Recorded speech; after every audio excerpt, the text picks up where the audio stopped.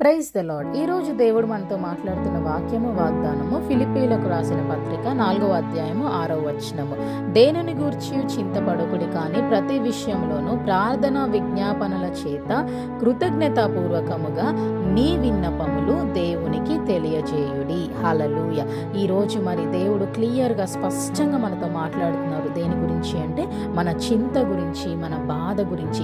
అవన్నీ కూడా మనము దేవుని మీద వేసేసి, మన భారాలన్నీ కూడా దేవుని మీద వేసేసి మనము ప్రశాంతంగా ఉండాలంట. మరి అన్ని విషయాలను బట్టి ప్రార్థనలో కృతజ్ఞతాస్తుతులు చెల్లించమని వాక్యం సెలవిస్తుంది. నీకు నొప్పి వచ్చినా, బాధ వచ్చినా, వేదన వచ్చినా, రోగం వచ్చినా, ఏదొచ్చినా కూడా నువ్వు ప్రార్థించి దేవునికి కృతజ్ఞతాస్తుతులు చెల్లించాలి. నువ్వు ప్రార్థించినప్పుడు, నువ్వు స్తుతించినప్పుడు నీ స్తుతి నీ స్థితిని మారుస్తుంది. కాబట్టి నీలో ఉన్న బాధలన్నిటిని కూడా పరిశుద్ధాత్మ దేవుడు తీసేస్తాడు. నీకు నెమ్మదినిచ్చే దేవుడు మనలో ఉన్నాడు. కాబట్టి మనలో దేవుడు ఉన్నప్పుడు, పరిశుద్ధాత్మ దేవుడు ఉన్నప్పుడు మనం దేని విషయంలో కూడా భయపడకూడదు, బాధపడకూడదు. దేవుడు మనకి పిరికి ఆత్మనివ్వలేదు.